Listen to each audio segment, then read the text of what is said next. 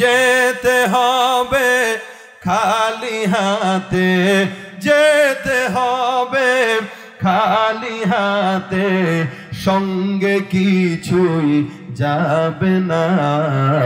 3.5 হাত জায়গা পাবি, পাবি না রে বিছানা।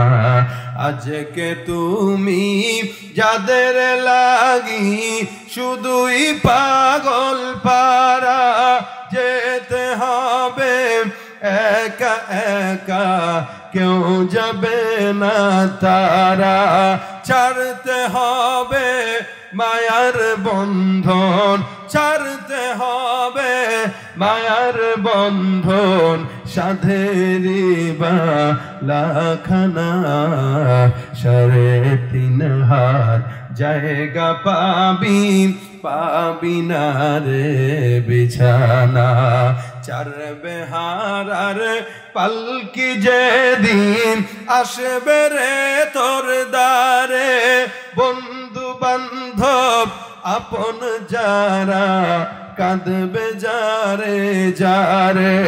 3টা টুকরা সাদা কাফন, 3টা টুকরা সাদা কাফন, এই তো হবে পাওনা।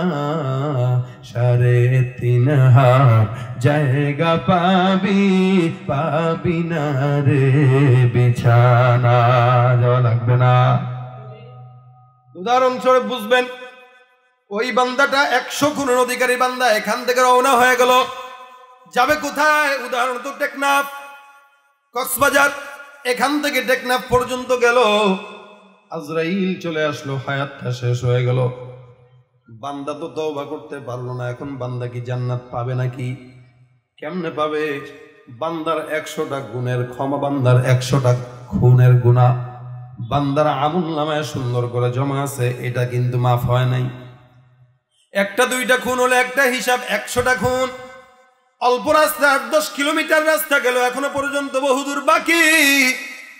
এদিক দিয়ে মৃত্যুর পর কবরে যখন দাফন হয়ে গেল, আল্লাহ রাসূল সাল্লাল্লাহু আলাইহি ওয়াসাল্লাম সাহাবায়ে কেরামদেরকে বলেন, সাহাবায়ে কেরাম, এই বান্দাটা কোথায় যাবে, জান্নাত নাকি জাহান্নাম? পেরেশান হয়ে গেল ফেরেশতারা। একদল ফেরেশতা টানে বলে জান্নাতে দাও, আর একদল ফেরেশতা টানে বলে জাহান্নামে দাও। জাহান্নামের ফেরেশতারা বলে এই বান্দা মাফ চায় নাই, মাফ পায় নাই, যার কারণে বান্দা আল্লাহর জাহান্নামে যাবে, জান্নাত পাওয়ার কোনো যোগ্যতা নাই। জান্নাতের ফেরেশতারা ডাক দেয়া বলে বান্দাটা তো রওনা হয়ে গেছিল, হায়াত শেষ হয়ে গেল, এটা আল্লাহর এটা আল্লাহ পাক রব্বুল আলামিনের ইচ্ছা, বান্দার কোনো অপরাধ নাই। আল্লাহ জিবরাইল আজরাইলকে পাঠাইলো বান্দাকে হত্যা করার জন্য, বান্দাকে দুনিয়ার জমিন থেকে নিয়ে যাওয়ার জন্য। কিন্তু বান্দার দিমাগের ভিতরে ছিল ওই আলেমের কাছে যাবে, আল্লাহর দরবারে ডাক দেয়া বলবে, আল্লাহ আমার হাজার অন্যায় থেকে মালিক তুমি আমাকে ক্ষমা করে দাও। কিন্তু বান্দার হায়াত শেষ হওয়ার কারণে বান্দা মাফ পাইতে পারে নাই, যার কারণে আল্লাহ পাক রব্বুল আলামিন বান্দাকে দুনিয়ার জমিন থেকে বিদায় করে দিয়েছে। এই বান্দাটা যদিও মাফ চায় নাই, পায়ও নাই, কিন্তু জান্নাতে যাবে বলে কেন? 2 দল ফেরেশতার ভিতরে মারামারি লেগে গেছে, ঝগড়াঝাটি লেগে গেছে। একদল বলে এদিকে, আরেক দল বলে ওদিকে। 2 দল টানাটানি শুরু হয়ে গেছে। উভয় দলের মাঝখানে সমাধান দিবেন আল্লাহ। আল্লাহ পাক রব্বুল আলামিন ডাক দিয়ে বলে, বান্দারা, এই ফেরেশতারা বান্দাকে কোথায় নাও? বলে আল্লাহ জান্নাতে নেব। বলে কেন? আল্লাহ বান্দা তো মাফ চাওয়ার নিয়ত করছে। এদেরকে বলে কোথায় নাও? বলে জাহান্নামে নিব। কেন? বলে আল্লাহ তো মাফ পায় নাই। রব্বুল আলামিন বলে তাহলে একটা হিসাব হবে। কি হিসাব? বলে বান্দা শাহপুরের দ্বীপ থেকে কক্সবাজার যে গেছিল তওবার রাস্তায়, যদিও কক্সবাজারটা তওবার রাস্তা না, গজবের রাস্তা। কথা কয় না কেন? মানুষ আসমান দেখবে, পাহাড় দেখবে, সমুদ্র দেখবে, নদী দেখবে, আল্লাহর বিস্ময়কর সৃষ্টি দেখবে, আল্লাহর কদমে সেজদা করবে। কিন্তু আমাদের দেশের মানুষ কত বেহায়া, সিপা সাপা খুঁজে খালি আকাম করার জন্য। এই হইল অবস্থা আমাদের। এই বান্দাটা যদিও অমুক জায়গায় যেতে লাগছিল, কিন্তু বেশি যাইতে পারে নাই, মাত্র 10 কিলো গেছে। রাস্তা যেহেতু কম, হবে জাহান্নামী, বেশি হইলে শুনতাম জান্নাতি। আল্লাহ ডাক দেয়া বলে, ফেরেশতার দল, এই বান্দাটার রাস্তা যেদিকে কম বান্দা ওদিকে যাবে, যদি কম হয় জাহান্নামে যাবে, যদি বেশি হয় জান্নাতে যাবে। আসলে কম না বেশি? কম। এখন একটা কাজ করো, ফেরেশতারা তোমরা রাস্তা মাপা শুরু করে দাও। আল্লাহর কিছু ফেরেশতারা রাস্তা মাপা আরম্ভ করে দেয়। এখান থেকে টেকনাফ পর্যন্ত রাস্তা মাপবে, যাইতে আছে যাইতে আছে যাইতে আছে, মাগার রাস্তা কিন্তু শেষ হয় না। আল্লাহ দিক দিয়া জমিনকে ডাক দিয়া বলে, জমিন আমি আল্লাহ পাক আদেশ দিলাম, আমি আল্লাহর কুদরতে এই বান্দার রাস্তা জান্নাত পর্যন্ত লম্বা হয়ে যায়। জান্নাত চির সুখেরই ঘর, জান্নাত চির সুখেরই ঘর, ওগো জানতে যদি তুমি, মায়া ঘেরা রঙিন পৃথিবী নয়তো সুখের খনি। জান্নাতে পাবে তুমি মহান প্রভু আল্লাহর দিদার, জান্নাতে আরো পাবে তুমি নাজ নিয়ামত পর, জান্নাতে পাবে তুমি হোর গিলমান যাচবে, জান্নাতের শবনে আমার তোমায় স্বাগতম জানাবে। শর্ত একটাই, তোমাকে দিতে হবে কুরবানি, শর্ত একটাই, তোমাকে দিতে হবে কুরবানি। করতে পারো তুমি যদি, করতে পারো তুমি যদি সেই আল্লাহর গোলামি, মায়া ঘেরা রঙিন পৃথিবী নয়তো সুখের খনি। আল্লাহু আকবার। বান্দাটা রাস্তা মাপা শুরু হয়ে গেল। আসলেই তো জান্নাতের রাস্তা ছিল কম, কিন্তু আল্লাহর ফেরেশতারা রাস্তা মাপা শুরু করতে যায় দেখে রাস্তা মোটামুটি হিমছড়ি পর্যন্ত আগায় গেছে। সুবহানাল্লাহ। ফেরেশতারা কয়, আল্লাহ বুঝলাম না কাহিনী, জান্নাত পর্যন্ত তওবার রাস্তা ছিল কম, আমরা মাপা শুরু করছি তো রাস্তা আর শেষ হয় না, কারণ কি? কেমনে রাস্তা বড় হইলো? আল্লাহ কয়, রাস্তা কিভাবে বড় হয়েছে এটা আমি আল্লাহর হিসাব, তোদের হিসাব না। যেদিকে রাস্তা বড় হয়েছে আমার বান্দাকে সেদিকেই ঝুঁকায় দাও, অর্থাৎ জান্নাতে আমার বান্দা বিনা হিসাবে চলে যাক। সুবহানাল্লাহ। কারণ কি? বান্দা যদিও মাফ পাইতে পারে নাই, কিন্তু তওবার নিয়ত তো করেছিল খালেস দিলে, এই নিয়ত করার দ্বারা আমি আল্লাহ বান্দার সব গুনাহ মাফ করে দিলাম। সুবহানাল্লাহ। ভাইরা আমার, আমরা তো তওবা করার নিয়তই করতে পারি না। যদি কই হাত উঠান না, কারা কারা দাড়ি রাখবেন, এমনি এমনি উঠায়, আবার তাকায় কেউ উঠাইছে কিনা, আমি উঠান না কে, তখন একটু উঠায়, আরে ভাই তুলেন, তখন এমনি উঠায়।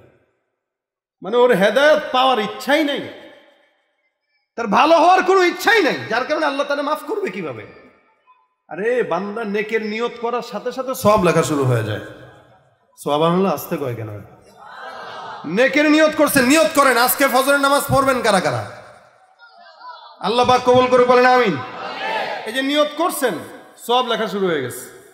আগামীকাল গুনাহ করবেন, নিয়ত করছেন, গুনাহ করার আগ পর্যন্ত কোনো গুনাহ লেখা হবে, কিন্তু নেকের কাজ নিয়ত করছেন সাথে সাথে লেখা। এই জন্য নিয়ত করা, নিয়ত, কারণ রাসূল বলেন নিয়ত করছো তওবা করো, কামাল্লা যামবালা তাইবু মিনাজ যামবি, তওবাকারী যারা এমন, যখন তওবা করে গুনাহ থেকে এমন যেন হয়ে যায় সে কোনো গুনাহই করলো না। এই জন্য রাসূল করিম সাল্লাল্লাহু আলাইহি সাল্লাম বলেন তওবা করো। আল্লাহ বলেন কেউ তওবা করে মাফ পাবে, তা আমি আল্লাহ পাক রব্বুল আলামিন তাকে সফল করব। সফলতা গাড়ি বাড়ি হওয়া না, সফলতা হলো ইমানদার হয়ে দুনিয়ার জমিন থেকে বিদায় হওয়া। ঠিক কিনা জোরে বল। তওবার শর্ত আছে কিছু, এটা তিনটা। একটা হইল অতীতের গুনার জন্য লজ্জিত হওয়া, 2 নম্বর হইল অতীতের সব গুনার থেকে আল্লাহর কাছে পানা চাওয়া, 3 নম্বর হইল ভবিষ্যতে কোনো গুনাহ হবে না এটার উপরে আজমিল জজম করা, আমি একদম বাস এটার উপরে মাবনি হয়ে গেলাম, আর কোনোদিন কোনো গুনাহ হবে না, এই নিয়ত করা। হ্যাঁ, ওয়ালাউ ফারজান যদি এরপর হয়ে যায়, তো আল্লাহ পাক রব্বুল আলামিন আছে, মাফ করবে ইনশাআল্লাহ। তবে নিয়ত থাকতে হবে কোনো গুনাহ হবে না। এই শর্তে যদি কেউ তওবা করে আল্লাহ পাক সেটা কবুল করবে। আমাদের তওবা হলো আজকে করছি, কালকে একটা করি, তারপরে মাফ চায় নেব না, মানে কালকের জন্য আবার রেখে দেয় যে এইটা কালকে করি, এরপরে ইনশাল্লাহ মাফ চায় নেব। এই কালকে পর্যন্ত বাঁচবে কোনো গ্যারান্টি আছে? এই জন্য আল্লাহ পাক রব্বুল আলামিন আমাদের সকলকে তাইবিন বানা দেখ, জোরে বলেন আমিন। তওবার জিন্দেগি দান করুক, সফলতার জিন্দেগি দান করুক। এই কারণে বেশি বেশি একটা কাজ, এতক্ষণ যা শুনলেন সব ভুলে গেলেও আপত্তি নাই, একটা কথা বলি ফিকির নিয়ে যেগুলো বলা। রাসূল নিজে হাদিস শরীফে বলেন, মাঝে মাঝে আমার অন্তরও অন্ধকারাচ্ছন্ন হইতো, তখন আমি কি পড়তাম? ইস্তেগফার পড়তাম। এমনকি কখনো কখনো দিনে 100 বার পর্যন্ত আমি রাসূল ইস্তেগফার পড়েছি।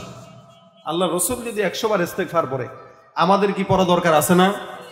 কতবার? কোটি কোটি বার পড়া দরকার। রাসূল যেখানে 100 বার পড়ে, সেখানে তো আমাদের কোটি বার পড়া দরকার, কিন্তু আমরা সেখানে পড়ি না।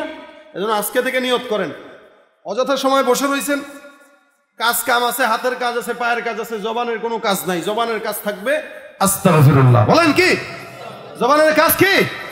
শুয়ে রয়েছেন, ঘুমের আগে তো এখন আমাদের যুবক ভাইরা মোটামুটি মাশাআল্লাহ দিলে ফেসবুকের আমল আছেই, এটা না করলে তো ঘুমই হয় না, আছে না নাই?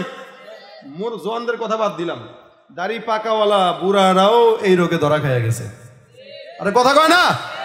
এই জন্য আমি বলি, পড়ালেখা বাদ দিয়া যেই সমাজ ফেসবুক ইন্টারনেটে বিজি থাকে, ওই সমাজের ছেলেরা দিন দিন বোকা আর বলদ হওয়া ছাড়া কিচ্ছু হবে না। ঠিক কিনা জোরে কর? ডিজিটাল এই বাংলাদেশে কত কিছু দেখার আছে, দেখতে গেলে শেষ হবে না, অল্প দেখো ভাই। পোলা মাইয়া জওয়ান বুড়া একই রোগে খাইছে ধরা, আধুনিকতার হাওয়া গায়ে লাগছে তাই। যে যাই কিছু বলুক না কেন গায়ে লাগে না, আমরা কিন্তু চালাক জাতি, মোটে ভয় পাই না। আমগো দেশে ফেসবুক আছে, জোরে আমগো দেশে ফেসবুক আছে, আমরা বলদ না।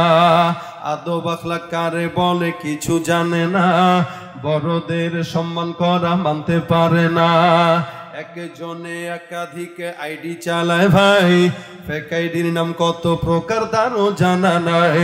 আর জওয়ান মরদ পোলায় সাজে ফেসবুকেতে মাইয়া, আর মাইয়ারা সব পোলা হইছে ফেসবুকে পাইয়া। কি এক আজব জামানাতে আমরা পড়লাম ভাই, আরে কোনটা ছেলে কোনটা মেয়ে চিনার উপায় নাই। এই সুবিধা ফেসবুক দিছে আর কেউ দেবে না। আমগো দেশে ফেসবুক আছে, আমরা বলদ না। আরে আমগো দেশে ফেসবুক আছে, আমরা বলদ না। লাইক কমেন্ট আর শেয়ারের দামটা অনেক বেশি, যে যত লাইক পায় সে হয় তত সেলিব্রিটি। কেউ বা আবার লাইক কমেন্টের ভিক্ষার ঝুলি নিয়া, মাছের ছবি দিয়া কইব আমিন লেখেন মিয়া। আর জোকার মিয়া ফলোয়ারের সুযোগ কইরা দিছেন, তাই ফ্রেন্ড লিস্টে না ঝুইলা থাইকা চুপচাপ থাকবা বসে। কালা মাইয়া ধলা সাইজা প্রোফাইল দেয় ছবি, সেই ছবি দেখা পোলা পান সব হইতাছে আজ কবি। আসলে তো ফেক আইডি সব মাইয়ার আইডি না, পোলায় পোলায় চলতাছে প্রেম নিজেও জানে না। এই সুবিধা ফেসবুক দিছে আর কেউ দেবে না। আমগো দেশে ফেসবুক আছে, আমরা বলদ না। আরে আমগো দেশে ফেসবুক আছে, আমরা বলদ না। যত প্রকার শত্রুতা সব বন্ধু সাইজা করে, অন্যের ভালো দেখা শুধু হিংসা জইলা মরে।